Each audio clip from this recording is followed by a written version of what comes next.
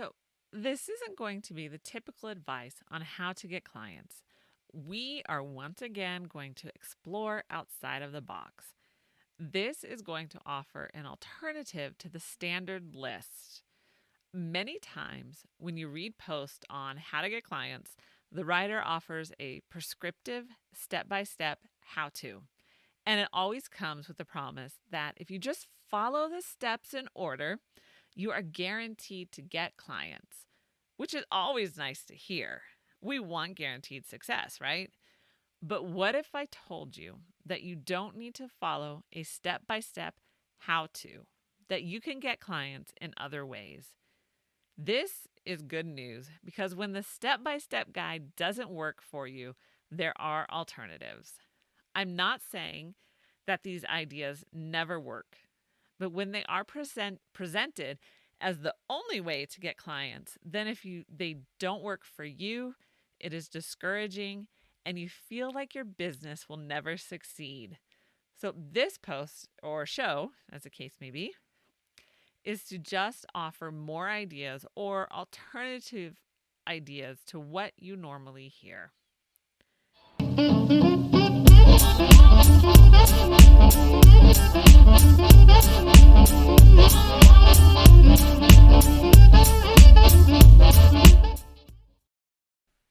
Hey, you wonderful mom bosses and momtrepreneurs. Welcome to another episode of the Life Unboxed blog show, where we talk about all things momtrepreneur, from raising your kids to running a business, and the most important, keeping your sanity.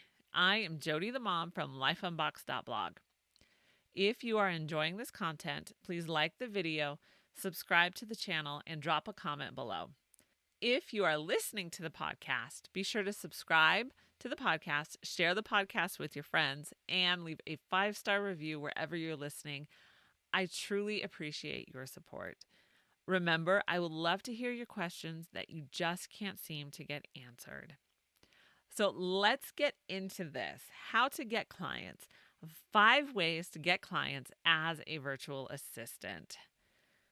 So the typical advice.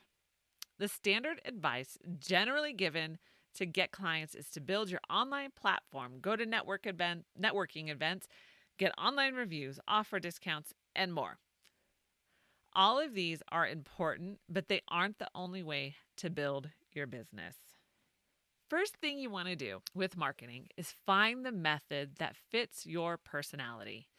If you're going to market your business well, then you need to find something that fits you. So I am not an extrovert. My personality type is more ambivert. So I am a mix of introvert and extrovert. So if the spectrum of personality, if you see the line drawn out with extrovert on one extreme and introvert on the other extreme, I fall somewhere in the middle, but leaning more towards the introverted side. So cold calling or going to networking events would not fit my personality at all. More than likely, these methods would be a waste of time and money because I wouldn't be very good at them.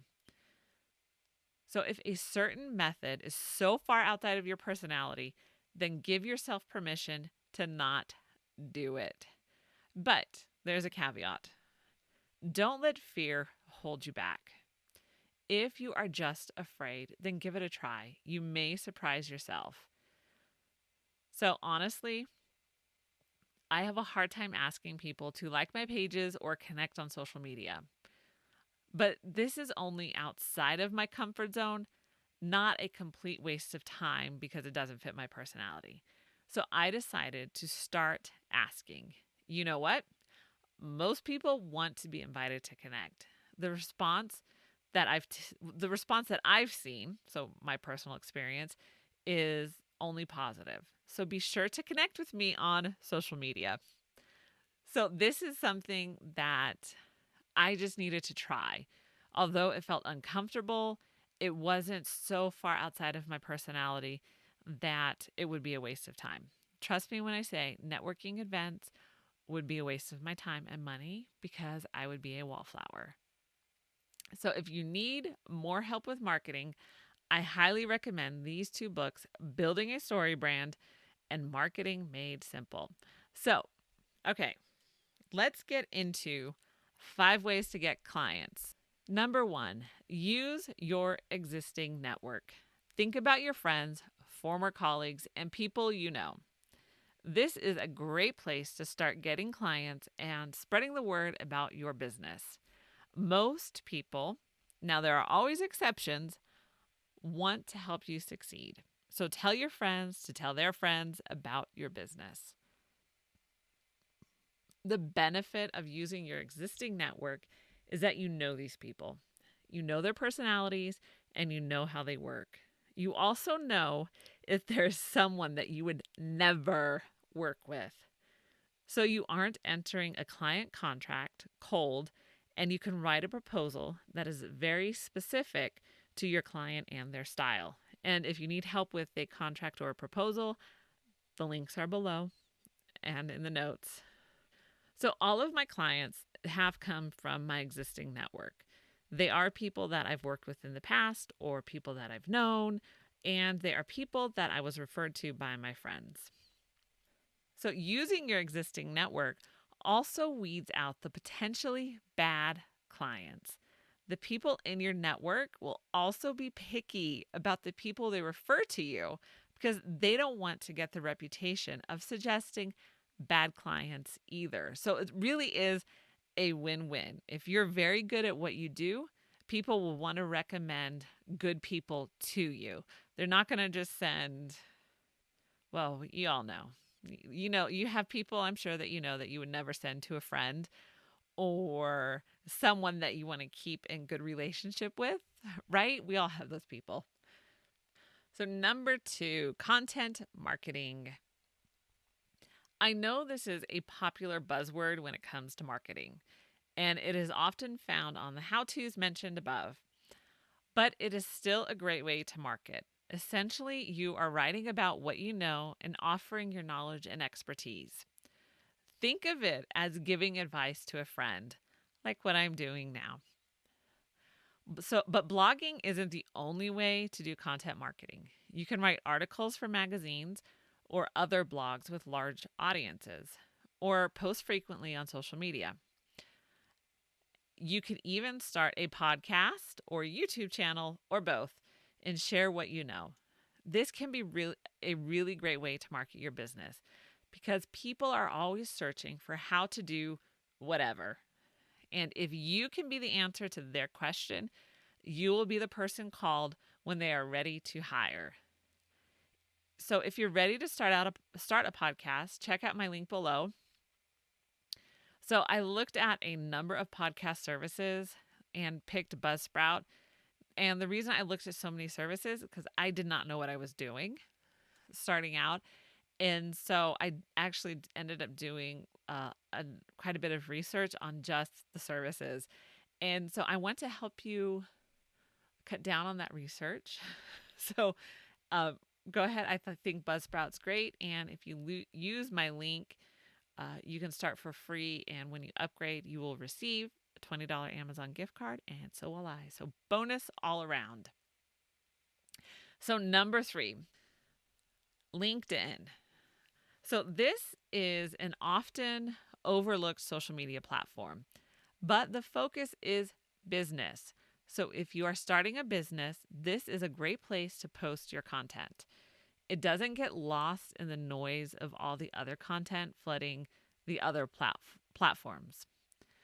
Businesses are looking for potential hires on this site too.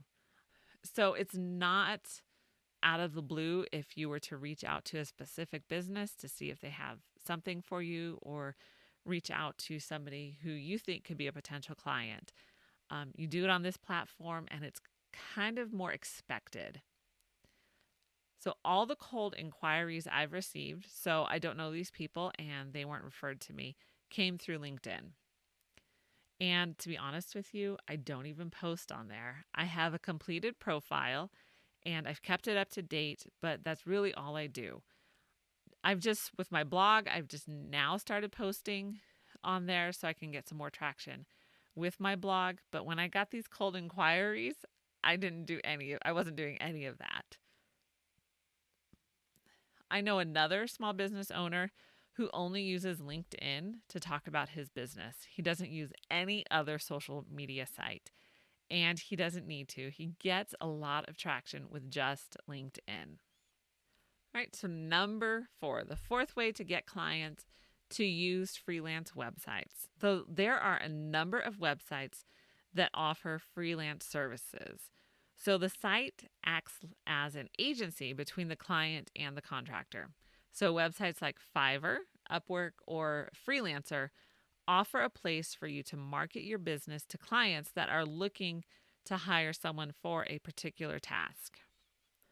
So when I started out, I did start building a profile on Upwork, but I decided that I didn't want to focus on marketing my business this way. Now, when I started, I was really on a timeline of 3 months. I needed to get some business going at that point. So I wanted to focus on a few other things first, but Upwork was something that I would have considered coming back to if I hadn't gotten my business off the ground in that 3 months. So let me know in the comments below if you've had success with these sites. I would love to give other momtrepreneurs ideas on how to be successful on these sites. So be sure to let us know in the comments below. So number 5 is to do specific targeted marketing. And this involves finding specific groups and offering your services to them.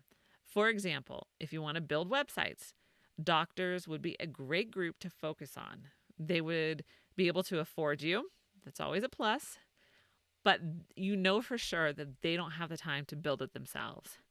Plus, you can easily find their office information online and see if they have a current website.